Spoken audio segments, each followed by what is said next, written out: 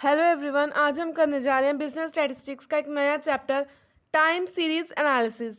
Time series analysis का मतलब होता है कि जो हमने ऑब्जर्वेशंस ली हैं, मींस जो हमने वैल्यूज ली हैं, ऑब्जर्व किया, एक्स हम ले सकते हैं कि 4, 3, 5, 2, 0, 9, ऐसे करके जो हमने वैल्यूज ली जिनको हमने स्टैटिस्टिकल डेटा में अरेंज किया विद रिस्पेक्ट टू जब ये टाइम आता है, तो इससे हम कह देते हैं टाइम सीरीज एनालिसिस। मीन्स हमने एनालाइज करना है टाइम को साथ लेकर कि ये जो 4 आया ये आया 2001 का, 3 आया 2 का 2002 का, 5 आया 2003 का, सो ऑन।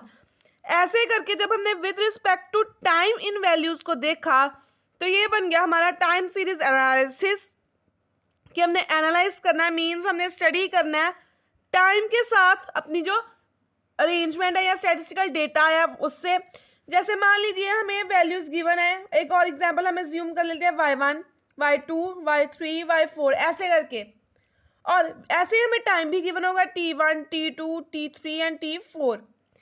मीन्स हमने जो है अपनी वैल्यू एनालाइज करना है अपनी वैल्यूज को टाइम के साथ विद रिस्पेक्ट टू टाइम।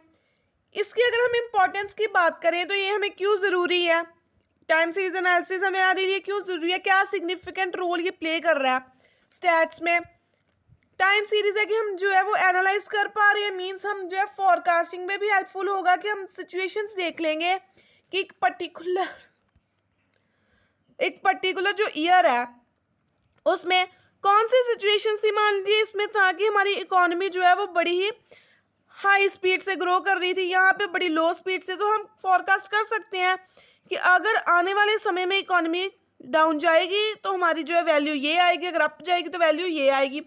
वैसे ही हमें जो है पास्ट की स्टडी करने में भी हेल्पफुल हो जाती है, क्योंकि हमें डायरेक्टली पता चल जाता है कौन सा साल हमने पढ़ना है और उसकी वैल्यू ये आई है, ये क्यों आई है, उसके कंडीशंस भी लिखे होंगे।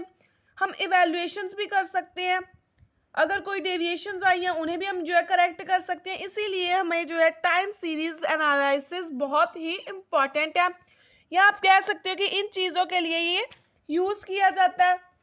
ठीक है जी, आगे आ गया हमारे पास इसके मेथड्स आ जाते हैं, जो बहुत अलग अलग मेथड्स गिवन है।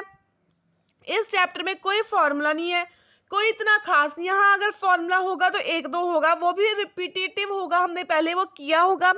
बस ये सारा जो चैप्टर है ये हमारे प्लस और माइनस पे टिका हुआ है। अगर ज़रा सी भी प्लस गलत तो सारा का सारा सम गलत, और ज़रा सी माइनस गलत तो भी सारा का सारा सम गलत।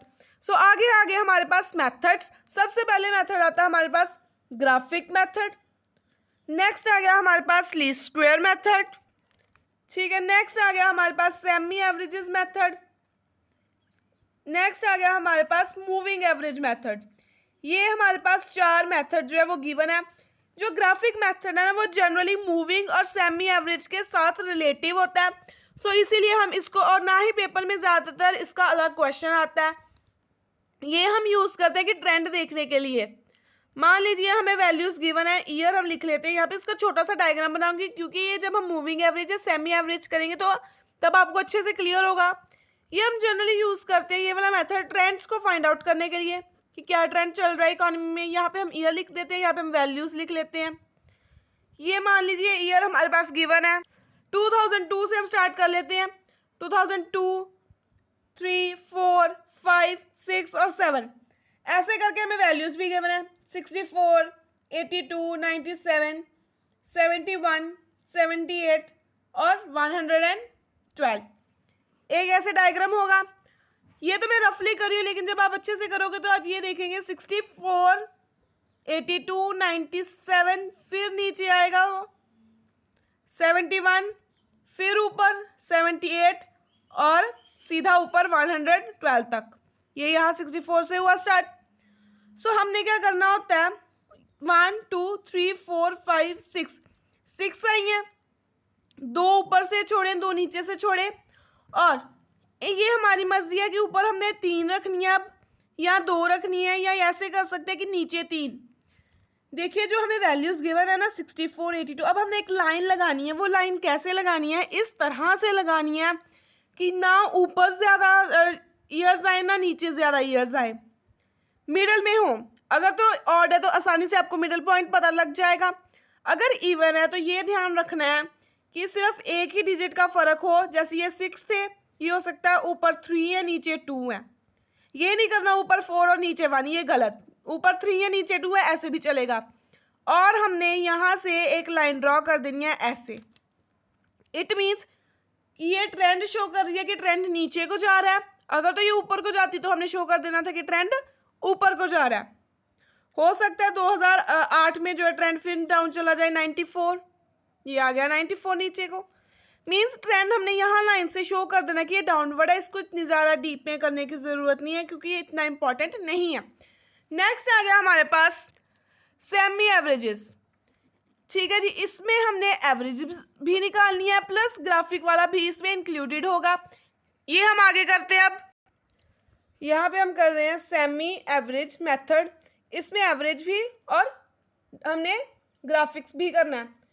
इसमें हमने फाइंड आउट करना होता है एनुअल चेंज, कि कितना एनुअल चेंज आया, जिसका फॉर्मूला होता है difference of semi average values divided by difference of 2 years to which these semi averages belongs, कि जो ऊपर सेमी एवरेजेस का हमने डिफरेंस लिया 2 सेमी एवरेजेस का, वो 2 सेमी एवरेजेस किन 2 ईयर्स को बिलोंग कर रही हैं उनका हमने डिफरेंस ले लेना है। सो हम इसको एक एग्जांपल से समझेंगे जो हमें अच्छे से क्लियर होगा। ये हमारी एग्जांपल है जहाँ पे हमें एक ईयर्स गिवन है 2003 से लेकर 2009, और उस ईयर में अगर मान लें हम कंपनी ए है तो उसने कितना प्रॉफिट कमाया ये हमने लिखा कि 2003 में इसने इतना प्रॉफिट कमाया, 4 में इतना, 2003 से लेकर 9 तक जितने उसने प्रॉफिट कमाए उसकी हमने वैल्यूज लिख दी। अब सेमी एवरेज हमें पता है कि एवरेज तो हम नॉर्मली निकाल लेते हैं मीन की तरह। यहाँ पे हमने सबसे पहले काउंट करना है कि टोटल नंबर ऑफ ईयर्स कितने हैं। 1 2 3 4 5 6 और 7 हमें नंबर्स गिवन है। अब अगर हम 7 का हाफ करें तो ये आएगा 3 3 1, यही आएगा। अगर दोनों हमें इक्वल चाहिए, क्योंकि सेमी एवरेज में हमने ऊपर से भी उतनी ही वैल्यूज को सेमी एवरेज प्लस करना होता है या मीन लेना होता है जितनी का हम नीचे लेंगे। हमने देखा ना कि जो ग्राफिक्स था अगर उसमें ऐसी वैल्यू आ जाती थी तो हम क्या करते थे, 4 और 3 ले लिया या 3 2 ले लिया कि एक ऊपर कर दे नीचे एक कम कर दीजिए। लेकिन सेमी एवरेज में हमें ऊपर भी उतनी ही वैल्यूज का एवरेज लेना है जितनी का हमने नीचे लिया। जो बीच में आइटम बच जाएगी उसको हम इग्नोर कर देंगे, उसको हम नहीं देखेंगे। ठीक है, ऊपर अब हमारे पास आ गई 3 वैल्यूज, 6 + 8 + 7 डिवाइडेड बाय 3, क्योंकि 3 है 1 2 3। और ये जो आंसर आएगा इसका अब वो हमने लिखना है 8 के सामने मिडल वाली में। 3 ली है तो इस तीनों का मिडल कौन सा है ये, तो इसके सामने हमने इसका आंसर लिखना है जो आएगा 7। वैसे ही हमें नीचे से लेना है तीनों का एवरेज 12 + 14 + 10 डिवाइडेड बाय 3 जो आएगा 12। वो हमने कहाँ से लेना है, इन तीनों के मिडल में। इन तीनों का मिडल कौन सा है, ये, इसके सामने हमने लिख देना है 12। ये आ गया सेमी एवरेज हमारा। अब हम देखते हैं एनुअल चेंज। एनुअल चेंज हमने कहा था डिफरेंस ऑफ 2 सेमी एवरेजेस, एक आई 7 एक आई 12, means 12 - 7 divided by difference of 2 years to which the semi average belongs. ये सेमी एवरेज कौन से ईयर को बिलोंग कर रही है, 8, ये वाली 2004। सो 2008 - 2004 ये आया हमारा 5/4, दैट इज 1.25 एनुअल चेंज। कि हर साल अगर हम 1.25 प्लस करें तो हमारा नेक्स्ट ईयर का प्रॉफिट आ रहा है। ठीक है, इससे ही हम ट्रेंड वैल्यूज भी निकाल सकते हैं। ट्रेंड वैल्यूज को हम ऐसे भी लिखते हैं YC, ये होती है ट्रेंड वैल्यूज। इसमें हम करते हैं Y - YC, ये इसका फॉर्मूला है ट्रेंड वैल्यूज का। इसमें Y क्या, ये वाली वैल्यूज, और YC ये जो हमारा आया ट्रेंड 1.25। सो सबसे पहले हम बीच वाली, तो ये 7 रहेगी और यहाँ पे 12 रहेगा। ये इसके बाद है, इसके अगर हमने ऊपर जाना है ना तो हम इसमें से माइनस करेंगे, मीन्स 7 - 1.25 जो आएगा 5.75। अब इसके आगे आना है, सो 7 प्लस 1.25 जो आएगा 8.25। फर्दर इसके आगे आना है तो 8.25 प्लस 1.25 जो आएगा 9.5। नेक्स्ट 9.5 प्लस 1.25 अगर हम करें तो ये आएगा 10.75। अगर फिर भी आपको चेक करना है कि ये 12 आ रहा है या नहीं तो यहाँ पे भी आप कर सकते हो 10.75 प्लस 1.25 जो आएगा 12। फिर नीचे आने के लिए 12 प्लस 1.25 करेंगे तो ये आएगा 13.25। मीन्स इनके अगर नीचे आना है तो प्लस कीजिए जो एनुअल चेंज आया, अगर ऊपर वाले के और ऊपर जाना है तो उसको माइनस कीजिए। ये फंडा है। अगर अब मान लीजिए आपको कह दिया उन्होंने 2009 तक गिवन है, 2011 का फाइंड आउट करो ट्रेंड क्या होगा, तो हम फाइंड कर सकते हैं क्योंकि 9 में ये आ रहा है। अब हमने रफ में करना है कि अगर 2009 में 13.25 है तो 2010 में इसमें हम और ऐड करेंगे 1.25। ठीक है जी, जो आया हमारा 14.5। ये 2010 का हो गया। 11 के लिए 14.5 में 1.25 प्लस करेंगे फिर से तो ये आएगा हमारा 15.75 जो कि 2011 का ट्रेंड वैल्यू है। ऐसे ही अगर 2015 कहा आपको तो आप उसका फाइंड आउट कर दीजिए, अगर आपको 13 कहा उसका फाइंड आउट कर दीजिए। बस ये देखना है कि जो एनुअल चेंज आया उसमें एडिशंस करनी है ईयर वाइज। पहले ही मैंने आपको कहा इतना इसका कोई टफ फॉर्मूला नहीं है, बस आपने ये ध्यान रखना है कि हमने प्लस किसको किया है और जो प्लस किया है उसके मिडल में हमने सेमी एवरेज लिखनी होती है। ठीक है जी, सेमी एवरेज होगी या मूविंग एवरेज, वो भी मूविंग एवरेज भी ज़्यादातर इसी के जैसी है, बस थोड़ा सा फर्क है उसमें, बाकी सब सेम है। नेक्स्ट हम करने जा रहे हैं मूविंग एवरेज। मूविंग एवरेज भी है एवरेज की तरह, इसमें भी हमने प्लस लेने हैं, मीन्स निकालनी है, एवरेजेस निकालनी है। हम इसको एक एग्जांपल की तरह समझते हैं कि हमें ईयर गिवन है और प्रोडक्शन गिवन है कि उस साल में कितनी प्रोडक्शन हुई। अगर हम मान लें 2005, 6, 7 ऐसे करके हम 11 तक अगर लिख लें तो हमने देखना है कि उस साल कितनी प्रोडक्शन हुई। 2005 में कितनी हुई 412, फिर 438, 446, 454, 470, 483, 490। अब हमने निकालना है कि फर्दर हमें क्या पूछा गया क्वेश्चन में, वो अब हम देखना है। ठीक है जी, उसके हिसाब से हमने एवरेजेस निकालनी है। आगे हमें क्वेश्चन में उन्होंने कहा है कि हमने 3 ईयर मूविंग एवरेज निकालनी है, 3 सालों का। 3 सालों का कहा तो हम सबसे पहले फर्स्ट 3 का एवरेज निकालेंगे। सिंपल, किसी के साथ अभी डिवाइड नहीं करना। अभी हमने 3 मूविंग एवरेज के टोटल्स ले लेने, क्योंकि डिवाइड भी अगर हम साथ में करें तो हम कंफ्यूज हो जाएंगे। हमने सबसे पहले 3 ले लेने हैं और इन तीनों का मिडल क्या है, ये यहाँ पे हमने लिख देना 1296 जो इन तीनों का टोटल है। नेक्स्ट 3 चाहिए तो वो हम यहाँ से लेंगे, नेक्स्ट 3, और इन तीनों का गैप कौन सा है, ये है इनका मिडल, जिसका आंसर है 1338। नेक्स्ट यहाँ से 3 ले लेने हैं जिसका मिडल आ रही है 446 प्लस 454 प्लस 470 जिसका आया आंसर 1370। नेक्स्ट हमने यहाँ से लेना, इन तीनों का मिडल क्या आएगा 454 प्लस 470 प्लस 483, इनका टोटल आएगा हमारा 1407। नेक्स्ट हमने इन तीनों को लेना है 470 प्लस 483 प्लस 490, इनका आएगा 1443। फर्स्ट वाली छोड़ दो, कोई बात नहीं, लास्ट वाली छोड़ दो। नेक्स्ट हमने उन्होंने मूविंग एवरेज कहा है का 3 ईयर मूविंग टोटल हो गया 3 ईयर मूविंग एवरेज। एवरेज हम कैसे निकालते हैं, इनको हमने 3 सालों में प्लस किया ना, 1296 को जब हम 3 के साथ डिवाइड करेंगे तो वो आएगा 432। इसको भी फिर से 3 के साथ डिवाइड करेंगे तो ये आएगा 446। इसको करेंगे तो ये आएगा 456.66, 469 और 481। इनको हमने 3 के साथ जो है वो डिवाइड कर लेना है। सिंपल है कि मूविंग एवरेज में हमें क्या देखना है, ईयर्स हमें गिवन है, प्रोडक्शन या कुछ भी आप कह लीजिए, एक्स हमें मान लेते हैं, सबसे इजी एक्स हमें गिवन है।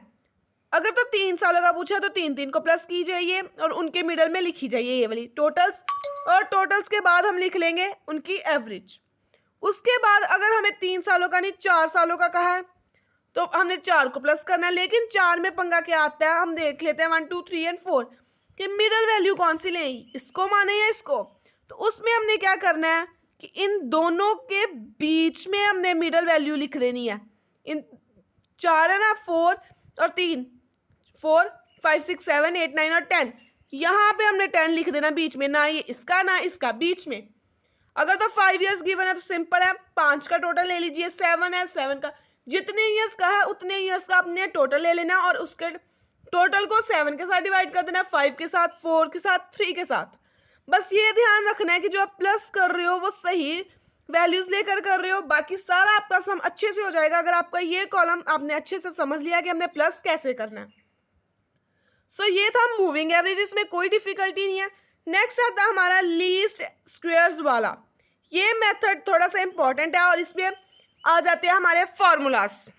हमने जब रिग्रेशन किया था तो तब हमने यहाँ पे एक इक्वेशन की थी y is equals to a plus b x. I hope आपने रिग्रेशन वाली वीडियो देखी है तो आपको ये इक्वेशन जल्दी से समझ आ जाएगी और ये भी पता चल जाएगा कि इसके फर्दर जो 2 इक्वेशंस आती हैं वो होती हैं summation y is equals to n a plus summation x और यहाँ पे b summation x y is equals to a summation x plus b summation x का स्क्वायर। और यहाँ पे हम y लिखते थे, यहाँ पे हम लिख लेते हैं y c is equals to a plus b x. हमने जब ट्रेंड वैल्यूज फाइंड आउट करनी है तो ऐसे करेंगे हम ट्रेंड वैल्यूज को फाइंड आउट, ठीक है। नेक्स्ट हम एक एग्जांपल से समझ लेते हैं लीस्ट स्क्वायर मेथड को भी। ये हमारी एग्जांपल जहाँ पे हमें ईयर्स गिवन है 2011 से लेकर 2015 तक और y मीन्स हमें वैल्यूज भी गिवन है 15 21 ऐसे करके। अब x हमने x नहीं हमें गिवन, हम इसको x नहीं मानेंगे। x हम कैसे फाइंड आउट करेंगे, ये बेस ले लेंगे, इसको 2011 को बेस लेंगे और सभी में से 2011 को माइनस करेंगे, मींस 2011 माइनस 2011 पहला तो 0 आ गया। नेक्स्ट 2011 माइनस 2012 1 साल का गैप है, यहाँ पे 2 साल का, 3 का, 4 का, ऐसे करके हमारा x आया। फिर से देखिए x हमारा कैसे आया, 2011 में से खुद को वो बेस गिरा 0, 12 1 साल का गैप है, फिर 2011 से 13 का कितना गैप है, 2 साल का, फिर 2011 से 14 का कितना गैप है, 3 साल का, 2011 से 15 का कितना गैप है, 4 साल का, ये आ गया x। और हमें इक्वेशन में चाहिए समीशन y और summation x, summation x y, summation x square. Summation y भी हमें चाहिए जो आ गया हमारा 134, समीशन x आ गया 10। नेक्स्ट हमें एक्स स्क्वायर चाहिए, यहाँ से हम ले लेते हैं और ये आ गया हमारा 30।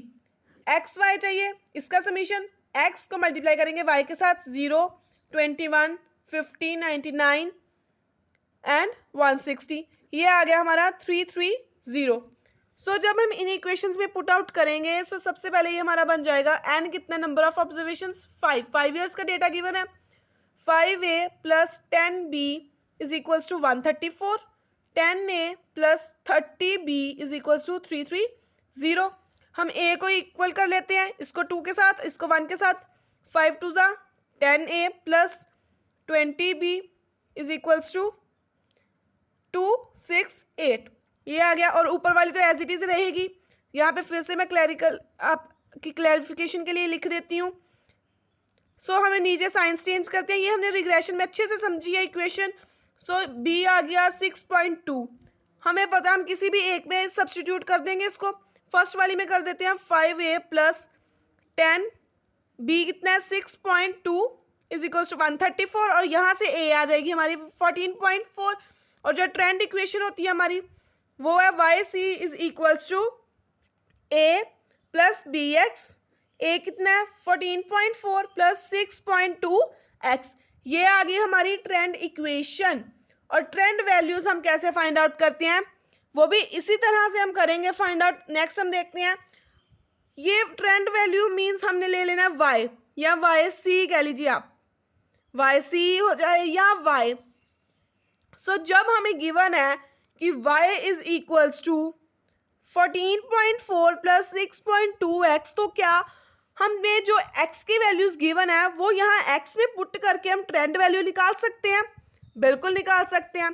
सो सबसे पहले हम यहाँ पे ट्रेंड वैल्यूज का भी एक कॉलम बनाएंगे और ट्रेंड वैल्यूज फाइंड आउट करेंगे। यहाँ पे हमें गिवन है, ठीक है जी, इसीलिए हमने कर y is equal to 14.4 plus 6.2x और 2011 में हमें x गिवन है 0। सो 14.4 प्लस 6.20 ये आएगा हमारा, जब इसको सॉल्व करेंगे तो 14.4 सेम। सो 2011 की ट्रेंड वैल्यू आ गई हमारी 14.4। अब 2012 की, उसमें x कितना गिवन है 1। 14.4 प्लस 6.2x और x हमें गिवन है 1। सो ये 2012 का, इसमें हम लिख देंगे 14.4 प्लस 6.2 को 1 के साथ मल्टीप्लाई किया तो सेम रहा, ये आ गया 20.6। सो यहाँ पे हमारी ट्रेंड वैल्यू आ गई 20.6।